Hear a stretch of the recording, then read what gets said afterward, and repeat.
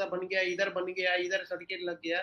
तो direct equity versus mutual fund, sir आपका क्या व्यू है? आप खुद इतने एक्सपर्ट है तो भी आप म्यूचुअल फंड में डालते हैं, तो सर आपकी क्या एडवाइस है हमारे रिटेल इन्वेस्टर्स के लिए?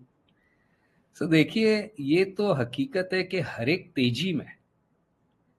तेजी में डायरेक्ट इन्वेस्टर का पैसा ज्यादा बनेगा फंड मैनेजर से, क्योंकि डायरेक्ट इन्वेस्टर से स्मॉल कैप में डालता है, स्मॉल कैप में नहीं माइक्रो कैप में डालता है, और जो तेजी का घोड़ा होता है उसी की सवारी करता है। तो आज सब इन्वेस्टर्स आप देख लीजिएगा, जो डायरेक्ट इन्वेस्टर है आज आपको सबके पास पीएसयूज के स्मॉल कैप मिलेंगे, सबके पास पावर, डिफेंस, इंफ्रास्ट्रक्चर। हाँ, जो फंड मैनेजर्स ने नाम सुने भी नहीं है उनमें वो 2 गुना 4 गुना करके बैठे हैं पैसा अपना डायरेक्ट इन्वेस्टर। तो ऐसे टाइम पे जो पिछला साल 2 साल रहा है, ऐसे टाइम पे कोई आश्चर्य की बात नहीं है कि फंड मैनेजर लोग रिटेल इन्वेस्टर के पीछे रहेंगे।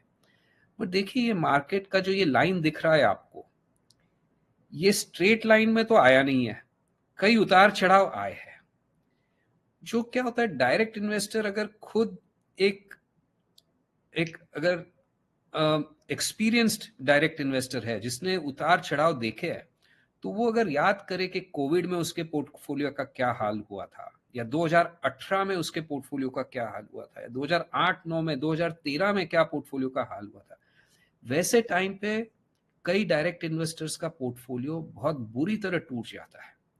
और देखिए, नीचे से आप 100 का 400 कर ले तो 300% रिटर्न आ गया, और अगर फंड मैनेजर ने 100 का सिर्फ 300 किया तो उसका सिर्फ 200% रिटर्न आया। पर अगर आप फिर ऊपर से अगर आप 50% गिर जाए, या समझिए मंदी में तो 80% गिरते हैं, स्मॉल कैप माइक्रो कैप में 2009 की मंदी में, 2018 की मंदी में कई माइक्रो कैप 80%।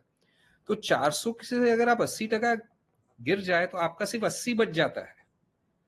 और अगर फंड मैनेजर 50% ही गिरे तो वो 300 से 150 आता है, राइट। तो एंड में through an up and down fund manager का हो सकता है कि 150 बच गया, 100 का 150 हो गया। और ये माइक्रो कैप और ये सब जगह पे आप कॉन्सेंट्रेटेड हर किस्म का रिस्क लोगे तो आपका बहुत पानी। फिर आप कई जन कसम ले लेते हैं कि हम तो फिर से शेयर बाजार में हाथ ही नहीं डालेंगे, या और कई लोग फिर फंड मैनेजर जाते हैं। तो ये आप एक शौकिया तौर पे या तो आप करिए। देखिए, फाइनेंस इतना इजी नहीं है इन्वेस्टिंग करना, राइट। अभी आप जब कुछ आपको बुखार भी होता है तो आप डॉक्टर के पास जाते हो, पहले घर पे थोड़ी बहुत दवा दारू कर ली वो ठीक है, बट आपको कुछ भी होता है तो आप दुकान आई मीन डॉक्टर के पास जाते हो। इन्वेस्टिंग ये बहुत ही पेचीदा, बहुत ही कॉम्प्लिकेटेड चीज है। हाँ, शौकिया तौर पे करिए, अगर आप में एक हुनर है तो उसको मॉनिटर करिए लॉन्ग टाइम, और अगर आप सचमुच में ओवर टाइम जनरेट कर रहे हो रिटर्न तो जरूर अपना, बट 1 2 3 साल के रिटर्न से आप साइड ट्रैक मत हो जाइए, अपने लॉन्ग टर्म इन्वेस्टमेंट प्लान को जोखिम में मत डालिए। सही बात बोली सर आपने, थैंक यू वेरी मच। ये आपने ये रिस्क बताया कि भाई आप इक्विटी में आप कर लोगे, बट ये जब टूटता है, जब खराब मार्केट में, तब फिर आपका जो मार्केट जो टूट जाता है तो आपका 200 का वो सीधा 150 भी हो जाता है, और आपको निकलने का भी टाइम नहीं देता है। क्या होता है ना विनय भाई, रिस्क मैनेजमेंट जैसी कोई चीज सोचते नहीं है डायरेक्ट इन्वेस्टर जल्दी से। नहीं होता। 2007-8 की तेजी में डायरेक्ट इन्वेस्टर सिर्फ इंफ्रास्ट्रक्चर और रियल एस्टेट स्टॉक्स में ही डालेंगे पैसा, क्योंकि वो 2 4 5 8 गुना 10 गुना हो गया। और फिर 2009-10 से लेकर 13 तक वो उनका 100 का वो 10 रुपया भी, 10% बच गया उनका सिर्फ। तो आपने पैसा 5 गुना कर लिया, 8 गुना कर लिया, बट फिर 90% गिर गया तो कुछ बचा नहीं ना घर पे, टूट गया।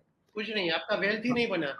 हाँ, वैसे ही अभी तो एकदम highly concentrated risky, best performing sector, best performing micro cap segment और वो सब में होने से रिस्क इतना ले लेते हैं वो, कि जब थोड़ा टूटता है तो उनका बहुत कैपिटल टूट जाता है। सर अभी एक है कि जैसे डायरेक्ट इक्विटी में एक इन्वेस्टर को आदत होती है कि रोज रोज वो पोर्टफोलियो देखते हैं, तो म्यूचुअल फंड के लिए आपकी क्या एडवाइस? की म्यूचुअल फंड में भी एक तो इन्वेस्टर को कैसे पोर्टफोलियो मतलब अपने पोर्टफोलियो में कितना 2, 5, 10 कितना आइडियल स्कीम रखना चाहिए